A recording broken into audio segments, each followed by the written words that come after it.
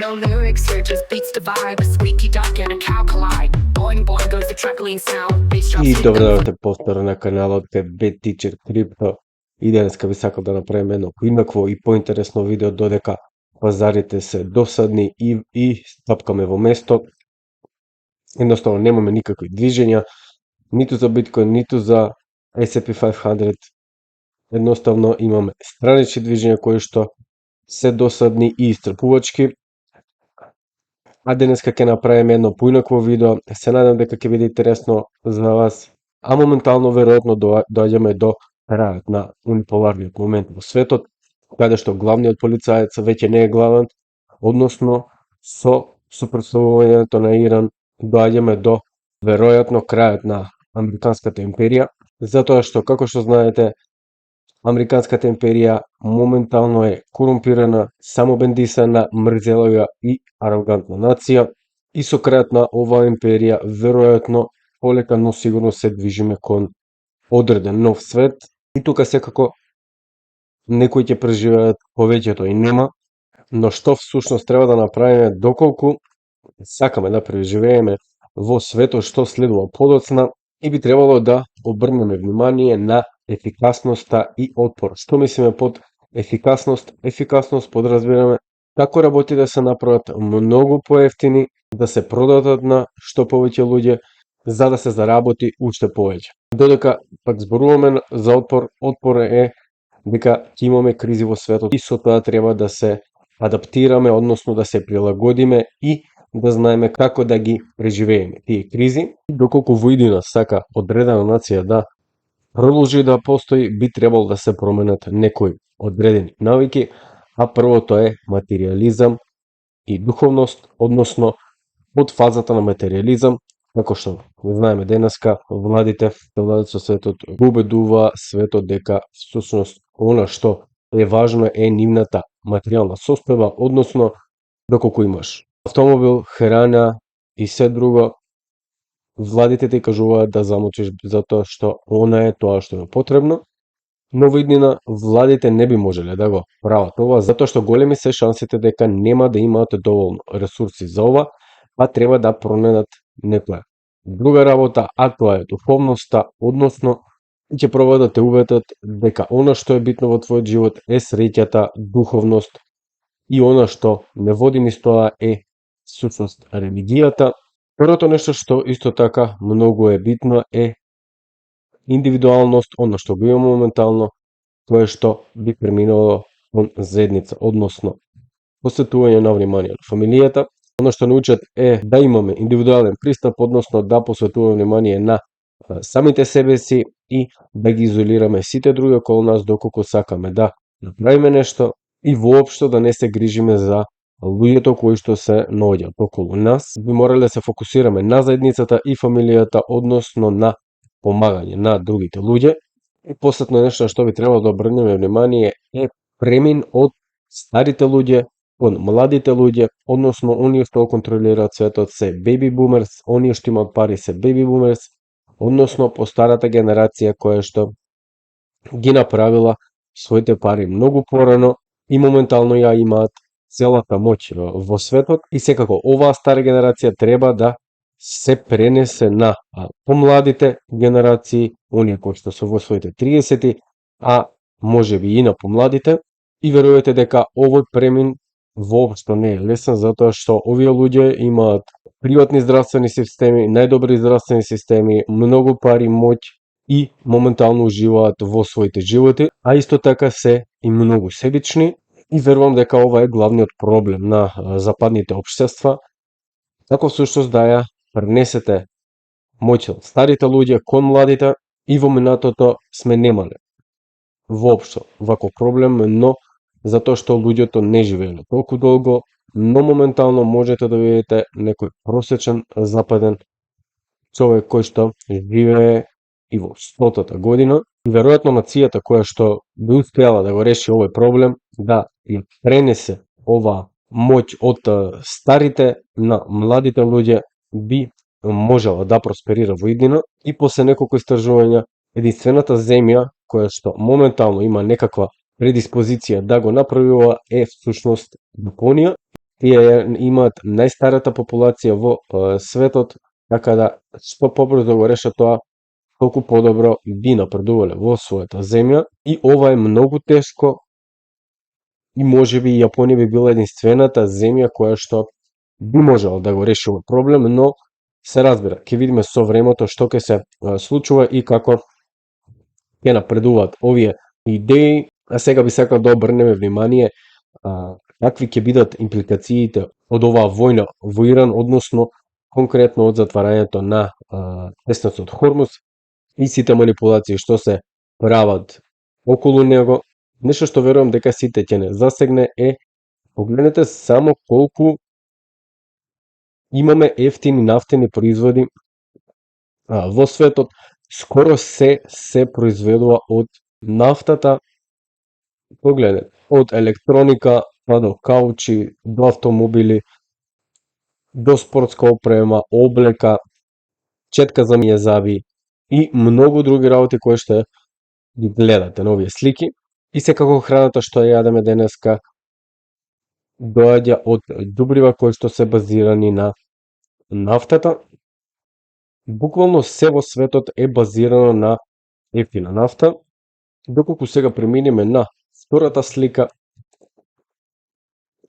ќе видиме дека земјите од Блискиот Исток имаат огромно производство на нафта, кое што моментално е, доколку ги погледаме овие графици, имаме од 1985 година некое зголемување до 94 година, потоа мала стагнација тука и погледнете што се случува околу 2005-2006 година, огромно зголемување на производството, а главен привет за ова зголемување на нафтата на Блискиот Исток е Кина, затоа што по изградбата на голем број на фабрики во 80-тите и 90-тите години во Кина секако го зголемиле својот биланс на сметката и сега Кина сака да ја развие својата индустријска база, така да што правите? Почнувате да увезувате нафта и тоа во огромни количини, и тоа од каде?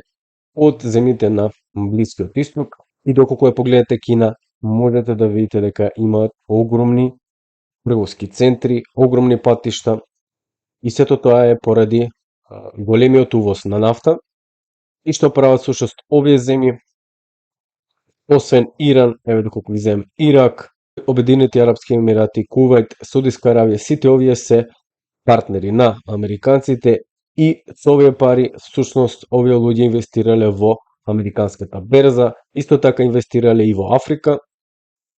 И доколку погледнеме сега, овие земји и Кина се еден од главните фактори на глобалната економија. Доколку немаме производство на нафта, Кина би имала огромни проблеми, а доколку немаме производство на нафта и Кина има проблеми, значи дека имаме проблем во глобалната економија. И сега имаме друга работа за која што верувам дека не сте свесни. Едноставно, летањето со авион во светот е многу едноставно. Ако сакате сега моментално можете да резервирате некој лет и да одите во другата земја. И тука моментално целиот свет е поврзан. Едноставно што ви е потребно е да имате интернет апликација, да го резервирате својот лет и да отидете на тоа патување. Но ова всушност порано воопшто, иако имале технолошки развиток, ова воопшто не било возможно.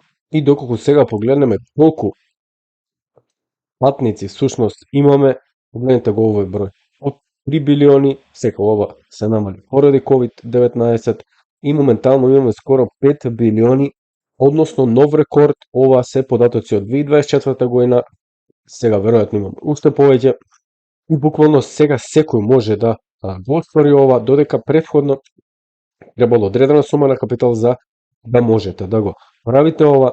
Всушност ова го имаме поради гарантираниот мир во светот од Америка и големи се шансите патувањата во иднина да бидат многу поскапи, а всушност и одморите да не бидат достапни за обичниот човек. Но сега доколку сте се запрашали од каде доаѓа интернетот ни доаѓа од каблите кои што се наоѓаат под водата.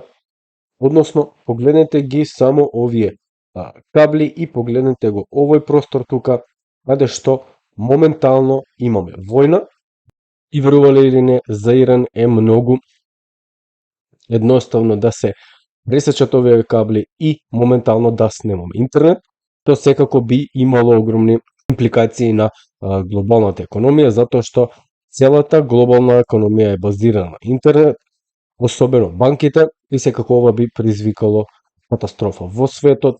А сега можеме да погледнеме како всушност се поставуваат овие кабли. Internet cables have been laid in the sea to keep us connected to the internet anywhere in the world. You might be surprised to learn that these cables extend for approximately 1.4 million kilometers under the sea. To lay these cables, a special ship known as a cable-laying vessel is used. This ship is equipped with a round elevator machine that holds the cable. As the ship moves slowly, it unrolls the cable into the sea. In this way, it can lay between 100 and 200 kilometers of cable in a single day. Did you know how... И ова делува навистина интересно, но моментално овие кабли се во опасност доколку Иран се реши за такво нешто. И сега доколку преминеме на следната слика, ќе можеме да забележиме дека после Втората светска војна, односно поради Пакс Американа, односно Американскиот мир, имаме огромен раст на популацијата и ова во никој случај не е одржливо, затоа што планетата не може да издржи 8 милиарди луѓе кои што сакаат да летаат, сакаат да се хранат и секако имаат своји одредени потреби.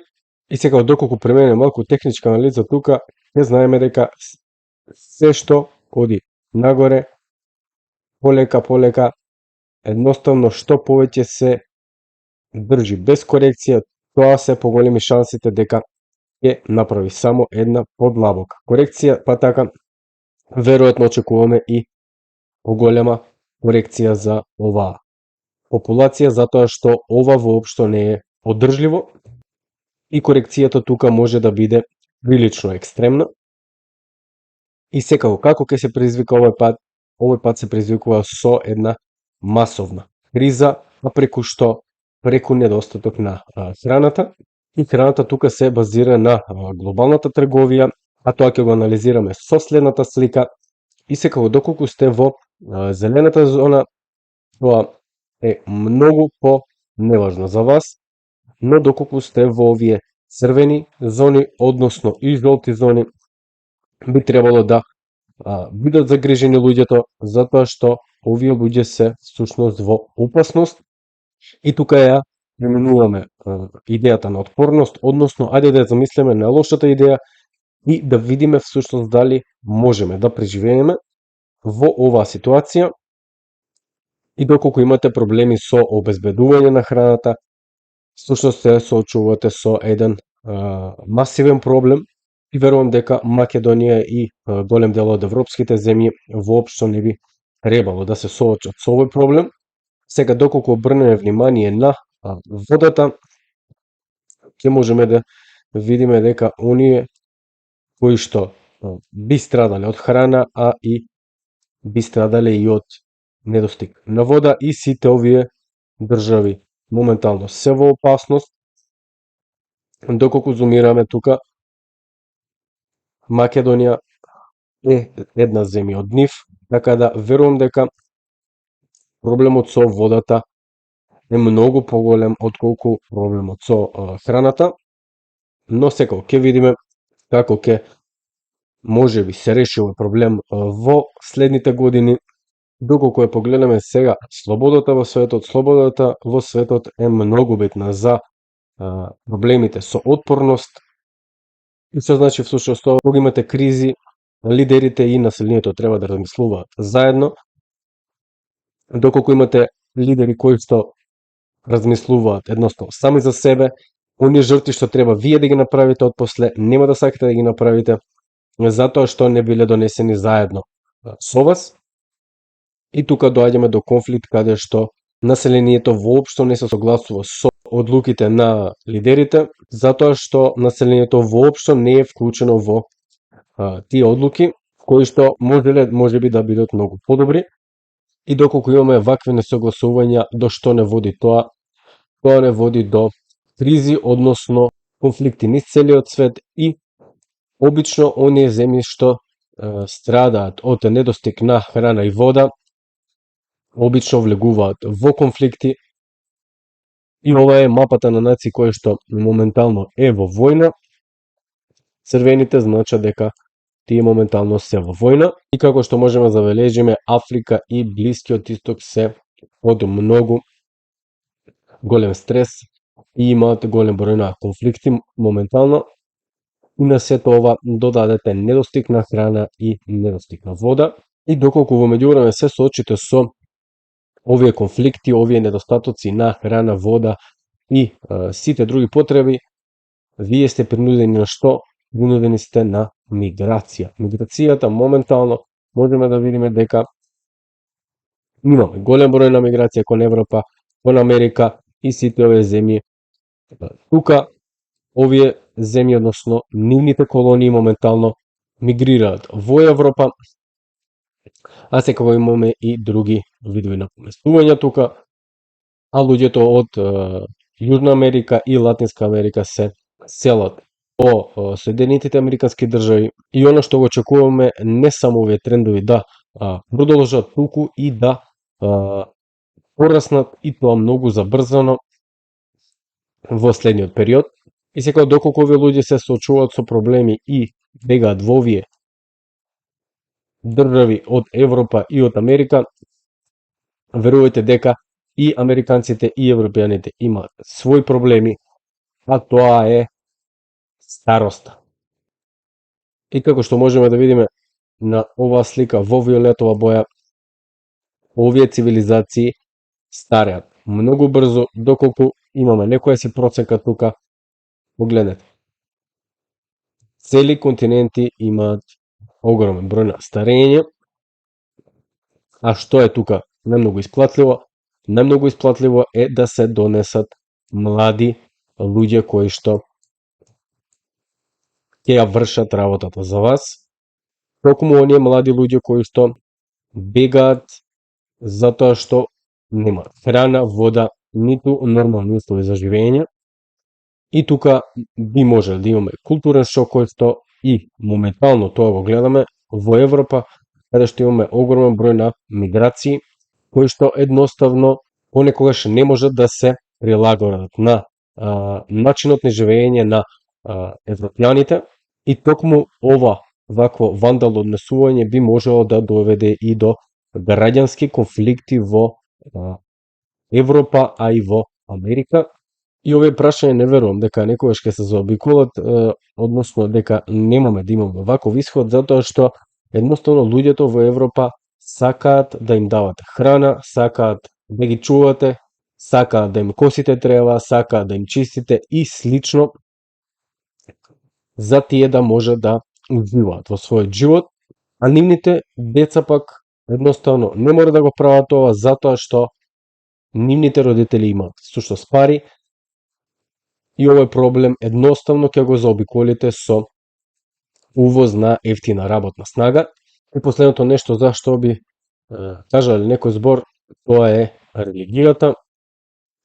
Идејата на отпорноста е дека ви требаат луѓе кои што повеќе ќе се фокусираат на духовноста, односно на својата религија и нема да бидат материјални затоа што тоа не ги води до доброто нешто во животот, што значи дека треба да предизвикате некое национално духовно подмладување во вашата земја и секако доколку се наоѓате во сината зона би можеле да имате проблем затоа што вашите луѓе воопшто не се религиозни и се базирани на материјалните работи и секако тоа би можело да представува еден поголем проблем за овие држави.